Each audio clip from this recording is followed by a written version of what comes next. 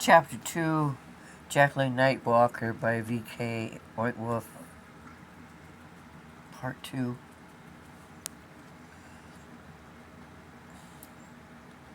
The next Jack Turk was a young woman. She was good at it. Not the killing, but sex with young women. She was 11 years old. She had been having sex for a year.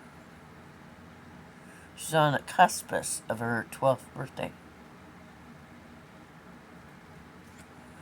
Sex wasn't enjoyable tonight, though. Sex was mean and crude and deadly.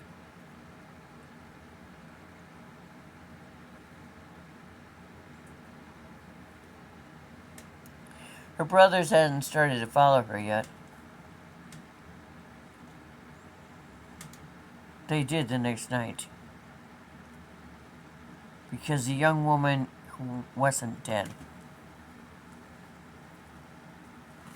attacked an entire family the next night and took their lives.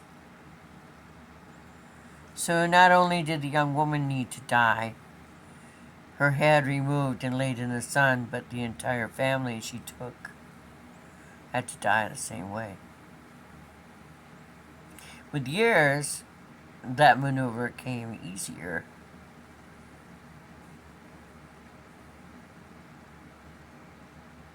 Things were changed. There were no stray vampires. It was a pointless thing to do. You couldn't have them wandering around creating more havoc, making more undead. It was a harsh lesson, that one young woman.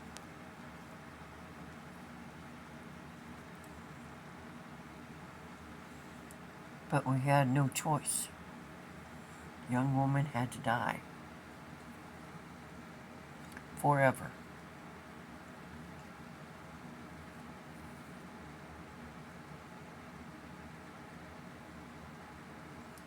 Jack came back, and the night after,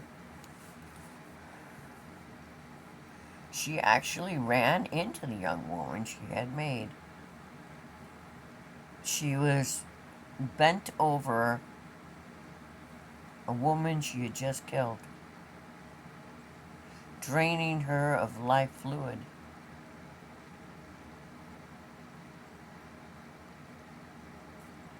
We skirmished. We fought.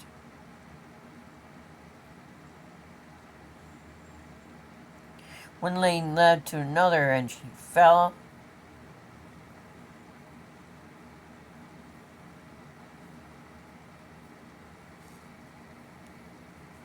On the handle of a rake, and she died.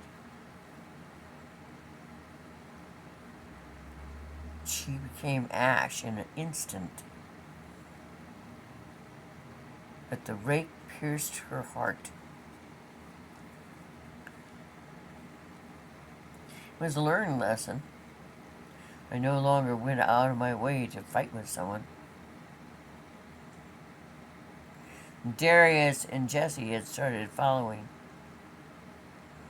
with axes. That they would take the dead before they could come again.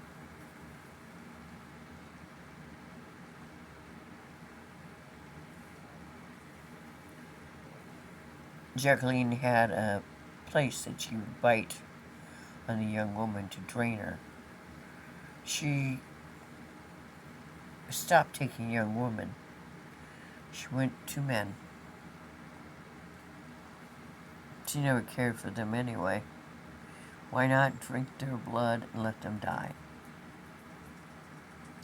She didn't know till years later that it was Jesse and Darius who actually did the deed. She thought it was miraculously that the ones she had taken blood from never rose again.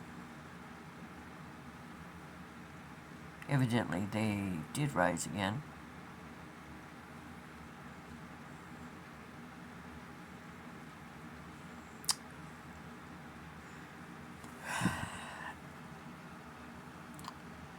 When the sun hit the body without the head, when you bury the head with the body, a vampire will rejoin. It might take a while. They'll come back. And boy, howdy, will they be pissed.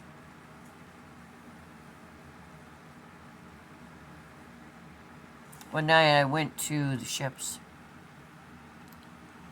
Jassy and Darius had been reading to me from the book and mentioned you could fly. You can't swim because you sink. But that doesn't make any sense because you can float. Surely you can sing and swim. But when you fall off accidentally off the crow's nest of a ship, you pretty much go straight down.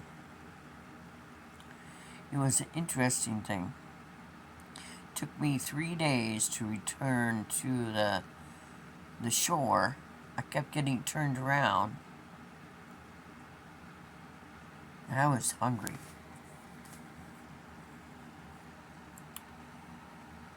The second in command had marched out with his men to find out what the smoke was all about. From all the dead that were upon that field, pile after pile had been burnt. The ashes were saved for the mothers at home in Italy.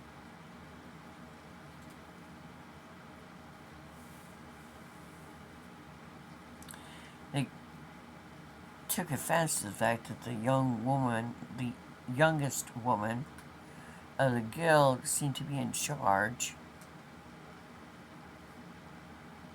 And they all had to die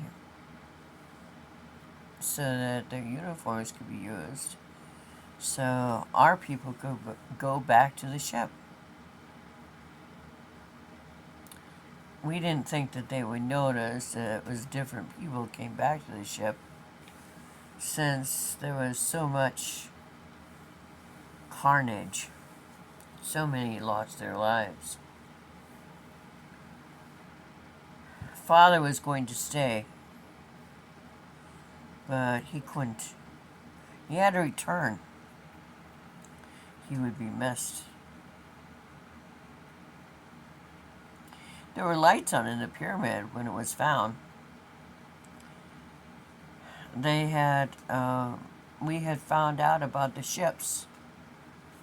And one of the ships had mentioned a Discovery Station TV show. It was called Discovery. Not Discovery. Time Team. So the ship had gone forward in time and borrowed an Earth mover and come back. And we had, in 2 nights, found the missing pyramid and the door to get in. And all the treasures that we had taken from the battlefield went within. Because there'd be years that we'd need that. Because Jacqueline was going to live several lifetimes. She needed to be able to purchase land and extend her property. You can't do that with nothing. So that was all saved, and all the books from Alexander were saved, so she could study while she was there. And she left a note in the pyramid for Tony Roberts, Sir Tony Roberts from Time Team, who had been in Blackadder. Be sure to turn off the lights. This is not Motel 6.